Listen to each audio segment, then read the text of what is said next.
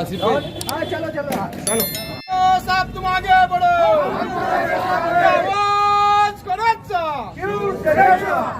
साहब तुम आगे बढ़ो तुम्हारे साथ है ठीक आहे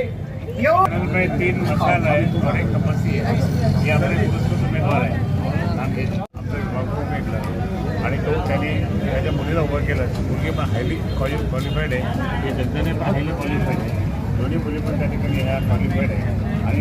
खरोखर त्या ठिकाणी या भागातील नागरिकांनी मला काही ठिकाणी भेटले होते हम तो मशाल को वोट देंगे नहीं चाहिए अपने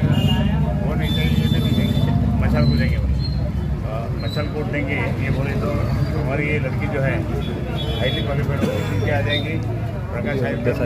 का एरिया उनका है दूसरे का वो भी उनके लिए और जस्टिसाई का ये इधर का भाग है बेचारा सबके सब चुन के आएंगे आणि दानके का भी इधर का भाग है ये सब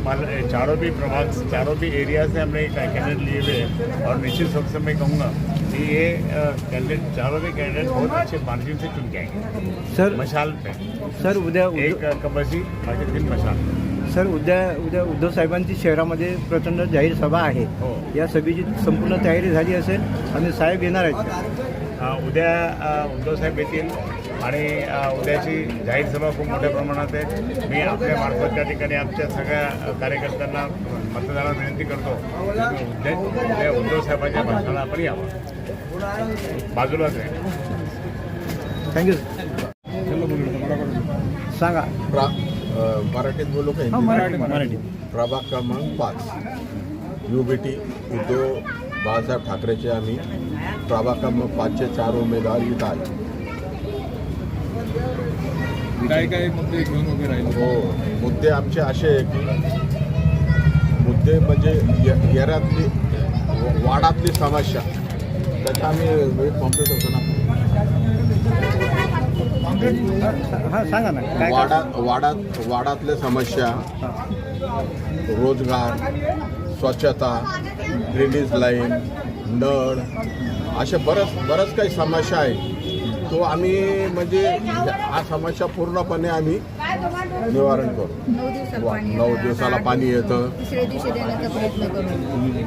घरोघरी जाऊन त्यांच्या समस्या सोडू महिला असून त्यांचं काय समस्या ते आम्ही सोडायला तयार आहोत झाडूवाले येत नाही स्वच्छतावाले येत नाही कचरावाले येत नाही साफसफाई पाण्याची कशी समस्या आहे? पाण्याची परिस्थिती खूप बिकट आहे 9 दिवसाला पाणी येतं आमच्या शिवसेनेच्या टायमाला आमचं हे होतं इथं हे होतं महापौर होतं आम्हाला तिसऱ्या दिवशी पाणी येतं आता आम्हाला 9 दिवसाला पाणी येतं म्हणजे BJPच्या काळामध्ये फार आमचं हे झालेलं आहे आपण युवा सैनिक म्हणून काम केलेलं आहे हो. गेल्या कित्येक वर्षापासून आपण सामाजिक कार्यामध्ये आहात आपण काय कामे केली आतापर्यंत वार्डामध्ये माझे का हां माझं वाडा तिकडं नाळेबागमध्ये होतं आम्ही म्हणजे उद्धव साहेबांच्या टायमाला आम्ही तिथं पूर्ण एरियामध्ये पाईपलाईनिंग टाकेले आज आमची जे पाईपलाईनिंग टाकले त्याला 3 दिवसात पाणी येतं तिथं आमच्या नाळेबागमध्ये आम्ही जवळपास 1 कोटी रुपयाची तिथं पाईपलाईनिंग टाकेली उद्धव साहेबाच्या निधीतून अजून युवा पिढी बेरोजगार आहे जो आम्ही आता आमच्याकडं म्हणजे आम्ही तो कामगार मेळा वगैरे घेतो तिथं आम्ही कामगार मेळ्यामध्ये ITI वगैरे जे पोरं राहतात आपले काही कंपन्याज वगैरे जॉब राहतात त्यांचे मेळा घेऊन आम्ही त्यांचे फॉर्म वगैरे भरतो कंपन्यासुद्धा लावतो आमची म्हणजे युनियनसुद्धा आहे त्या कंपन्यामध्ये सेनेचे त्याच्यामुळे आम्ही ते बरंच काम मुलाचे सुद्धा करतो आम्ही जे सरकारी योजना राहतात हां जनताला नाही पोहोचतो आम जनताला सरकारी योजनेचं आम्ही बरंच समाज कल्याणचे वगैरे फाईल भरतो बरंच समाज कल्याणचे फाईल भरतो तुमचं वसंतराव लोकांच्या फाईल भरतो त्याच्यातून त्यांना रोजगार देतो लोन काढून देतो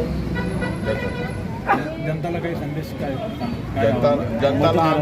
मतदारांना काही संदेश मतदारांना आम्हाला एकच संदेश आम्हाला निवडून द्यावं मतदारांनी आणि त्यांच्या समस्या आम्ही सोडवायला तत्पर अर्ध्या रात्री आम्ही तत्पर आहोत 24 घंटे आता आणखीन असा राबवणार आहे आम्ही महिलांसाठी आता पडेगाव ह्या ठिकाणी थोडं पुढे गेल्यानंतर जे आपलं सिद्धार्थ उद्यानाचं जे काम चालू आहे तर महिलांसाठी जे बेरोजगार महिला आहेत त्यांच्यासाठी आम्ही तिथे प्रस्ताव टाकणार आहे महानगरपालिकेला. आणि त्यानंतर गरजू आणि गरीब लोक जे आहेत आज, ज्यांना काम वगैरे मिळत नाही, अशा लोकांना तिथे रोजगार मिळवून देण्याचा नक्कीच प्रयत्न करू. जी युवा पिढी नशेच्या आहारी गेलेली त्याच्याबद्दल काय हो, बोलणार तुम्ही? नशामुक्ती केंद्र देखील आपण महानगरपालिकाकडून राबवण्याचा प्रयत्न करू. भ्रष्टाचार रोखण्यासाठी काय नीती आहे तुमची? भ्रष्टाचार रोखण्यासाठी भ्रष्टाचार रोखण्यासाठी मला भ्रष्टाचार रोखण्यासाठी फक्त एकच बोलायचं आहे की मला असं वाटतं की आमच्यापैकी भरपूर जे मोठे नेते होऊन गेलेले आहेत किंवा आहेत, तर यांनी म्हणजे आपसामध्ये भांडण न करता आपल्याला ज्या गोष्टीवर